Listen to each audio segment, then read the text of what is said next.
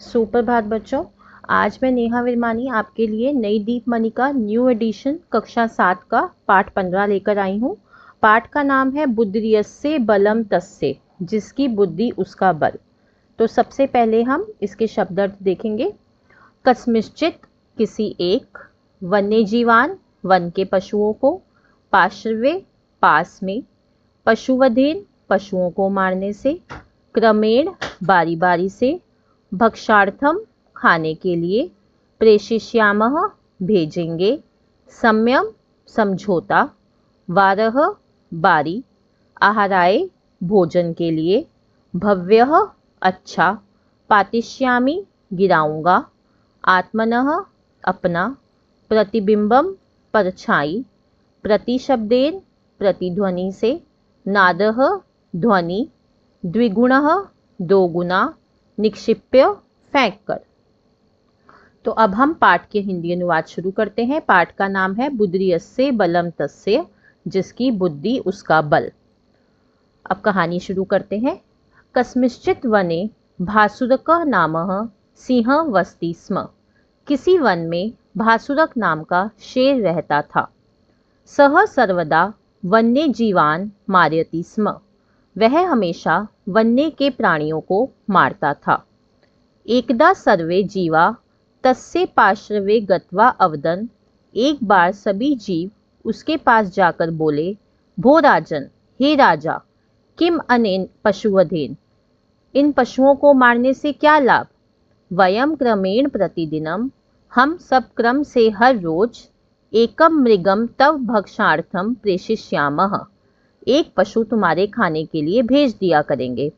भासुरकः अवदत्, भासुरक बोला, श्रेष्ठा अयम उपाय, यह उपाय श्रेष्ठ है। एक बार दोबारा से हिंदी देखिए। किसी वन में भासुरक नाम का शेर रहता था। वह हमेशा वन्य के प्राणियों को मारता था। एक बार सभी जीव उसके पास जाकर बोले, हे राजा, इन पशुओं को मारने से क्या लाभ?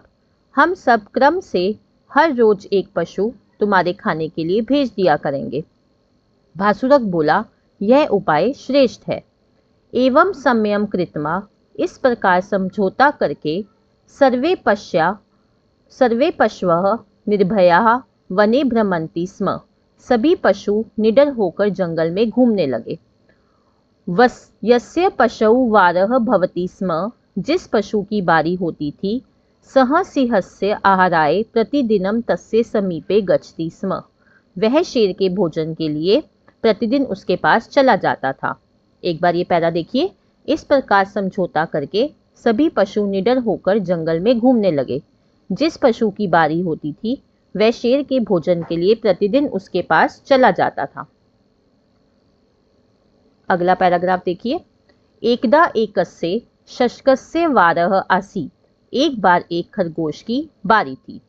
गच्छन् शशकः मार्गे एकम कूपम अपश्यत्। जाते समय खरगोश ने रास्ते में एक कुआं देखा।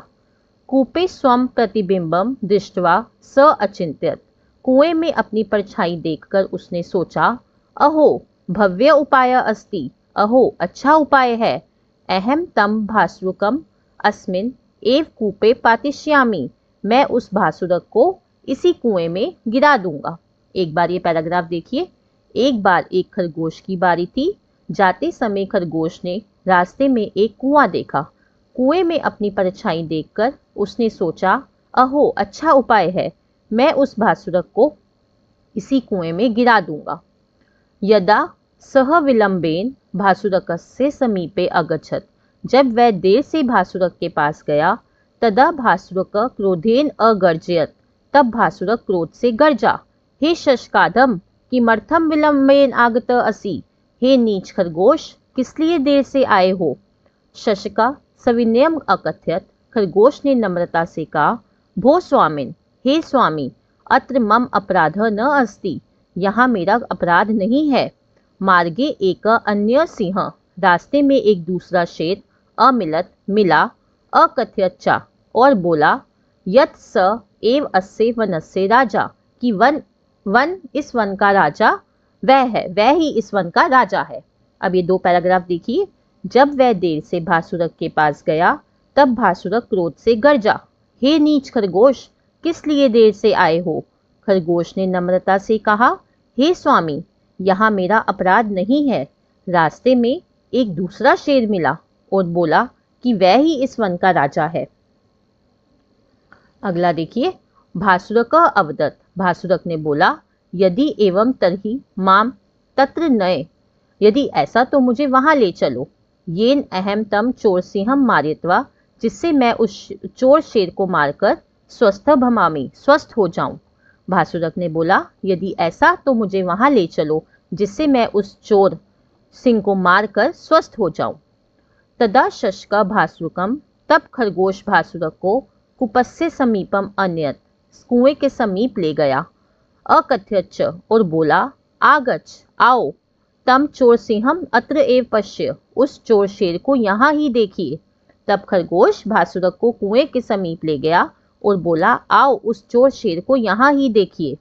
भासुरक कूप मध्य आत्मना प्रतिबिंबम दृष्ट्वा, भासुरक कुएं के मध्य अपनी परछाई देखकर सिंहनादम अकरोत, सिंहनाद किया। भासुरक ने कुएं के मध्य अपनी परछाई देखकर सिंहनाद किया। प्रतिशब्देन तस्य नादा द्विगुणा अभवत, प्रतिध्वनि से उसकी आवाज दुगनी हो गई। तम शत्रुम कूप मध्य मत्वा भासुरक आत्मानम तस्मिन् निक्षिप्य प्राणान अत्यजत, उस शत्रु को कुएं के मध्य मानकर भासुरक ने अपने आप को उस पर फेंककर प्राण त्याग दिए। तत्पश्चात सर्वे जीवा सुखेन तस्मिन् वने अवसन, उसके बाद सभी जीव सुख से उस जंगल में रहने लगे। अतः सत्यमेव ही उच्यते, इसलिए सच ही कहा गया है, बुद्धिर्यस्य बलम तस्य, जिसकी बुद्धि उसका बल। एक बार ये पैराग्राफ देख लीजिए लास्ट वाला। भासुरक कुएं के मध्य अपनी परछाई देखकर, भासुरक ने कुएं के मध्य अपनी परछाई देखकर सिंहनाद किया। प्रतिध्वनि से उसकी आवाज दुगनी हो गई। उस शत्रु को कुएं के मध्य मानकर भासुरक ने अपने आप को उस पर फेंककर प्राण त्याग दिए। उसके बाद सभी जीव सुख से उस जंगल में रहने लगे। इसलिए सच ही कहा गया है, जिसकी बुद्धि उसका बल। तो यहाँ हमारा पाठ समाप्त हो जाता है। अब हम बढ़ते हैं इसके अभ्यास कार्य की ओर। प्रश्न एक पदेन उत्तरत। भासुरक कान मार्यति स्म, भासुरक किसको मारता था? वन्य जीवान, वन्य जीवों को। एकदा कस्य वार आसीत, एक बार किसकी बारी थी? शशकस्य, खरगोश की। शशकः मार्गे किम अपश्यत, खरगोश ने रास्ते में क्या देखा? कूपम, कुआं। भासुरक कूपे कस्य प्रतिबिंबम अपश्यत, भासुरक ने कुएं में किसकी प्रतिबिंबम, किसकी परछाई देखी? आत्मना, अपनी। प्रतिबिंबम दृष्ट्वा भासुरक किम अकरोत, अपनी परछाई देखकर भासुरक ने क्या किया? सिंहनादम, सिंहनाद किया। प्रश्न 2, निम्नलिखित वाक्यानि कथानक क्रमानुसारेण लिखत। अब ये क्रम से लिखना है वाक्यों को। आप देख सकते हैं मैंने उनके आगे नंबर लिखे हुए हैं। मैं एक बार आपको हिंदी बता देती हूँ ताकि आप वो नंबरिंग कर सकें। सबसे पहला नंबर पे आएगा आपका, कस्मिंश्चित् वने भासुरक नामः सिंह वसति स्म, किसी वन में भासुरक नाम का शेर रहता था। नंबर 2 पे आएगा, एवं संयम कृत्वा सर्वे पशव वने निर्भया भ्रमन्ति स्म, इस प्रकार समझौता करके सभी पशु वन में निर्भय होकर घूमते थे। अब अगला 3rd नंबर पे आएगा, एकदा एकस्य शशकस्य वारा आसीत, एक बार एक खरगोश की बारी थी। नंबर 4 पे आएगा, तदा शशकः भासुरकम कूपस्य समीपम अन्य, तब खरगोश भासुरक को कुएं के समीप ले गया। अब नंबर 5 पे आपका आएगा, भासुरक कूप मध्य आत्मन प्रतिबिंबम दृष्ट्वा सिंहनादम अकरोत, भासुरक ने कुएं के मध्य अपनी परछाई देखकर सिंहनाद किया। नंबर 6 पे आएगा, तम शत्रुम कूप मध्य मत्वा भासुरक आत्मन तस्मिन् निक्षिप्य प्राणान अत्यजत, उस शत्रु को कुएं के मध्य मानकर भासुरक ने अपने आप को उस पर फेंककर प्राण त्याग दिए। नंबर 7 पे आएगा, तत्पश्चात सर्वे जीवा सुखेन तस्मिन् वने अवसन, उसके बाद से सब जीव सुख से उस वन में रहते थे। अब अगला है भाषा बोधनम। प्रश्न 1 है, निम्नलिखिता नाम पदानाम पद परिचयम कुरुत, जैसे कि जीवान है। अब इसके लिए आपको एक पुल्लिंग, एक स्त्रीलिंग और एक नपुंसकलिंग का शब्द रूप आना चाहिए ताकि आप विभक्ति देख सकें और वचन देख सकें, और लिंग आपको पता होना चाहिए। जैसे जीवान है, इसमें मूल शब्द जीव है। अब ये पुल्लिंग है तो किसकी तरह चलेगा, बालक की तरह। जैसे बालक के रूप हम चलाते हैं तो द्वितीय विभक्ति बहुवचन में बालकान आता है, तो ये जीवान हो गया द्वितीय विभक्ति बहुवचन। अब क्रमेण, क्रम मूल शब्द है, नपुंसक लिंग है, तृतीय विभक्ति एक वचन है। अब नपुंसक लिंग में द्वितीय विभक्ति के बाद तो पुल्लिंग की तरह ही चलते हैं, जैसे बालकेन आता है वैसे ही क्रमेण हो गया तृतीय विभक्ति एक वचन। अब दिवसे, दिवस नपुंसक लिंग। अब जैसे नपुंसक लिंग में फले आता है और बालके आता है, नपुंसक लिंग है तो फल की तरह चलेगा, तो फले आता है सप्तमी विभक्ति एक वचन में, तो हमने दिवसे को वही लिख दिया। अब शशकान है, ये भी बालकान की तरह हो गया, शशक मूल शब्द, पुल्लिंग, द्वितीय विभक्ति बहुवचन। आहाराए, अब आहार आपका नपुंसक लिंग का शब्द है और आहार मूल शब्द है। अब जैसे आपका होता है फलाए, तो वैसे ही चतुर्थी विभक्ति एक वचन हो गया ये आहाराए। प्रश्न 2, मंजुषायाम दत्तय अव्यय रिक्त स्थानानि पूरयत। अब अव्ययों से रिक्त स्थानों की पूर्ति करनी है। सह अपि मया सह गमिष्यति, वह भी मेरे साथ जाएगा। सर्वदा अहम एव लिखामि, हमेशा मैं ही लिखता हूँ। यदि अहम पठामि, यदि मैं पढ़ता हूँ, जब मैं पढ़ता हूँ, तर्हि, यदि अहम पठामि, यदि मैं पढ़ता हूँ, तर्हि त्वम अपि पठसि, तब तुम भी पढ़ते हो। श्वः तस्य मित्रम आगमिष्यति, कल उसका मित्र आएगा। यदि माता यच्छति तदा स भोजन भक्ष्यति, जब माता देती है तब वह भोजन खाता है। सुकन्या किमर्थम खिन्ना आसीत्, सुकन्या किस लिए खिन्न थी, नाराज थी।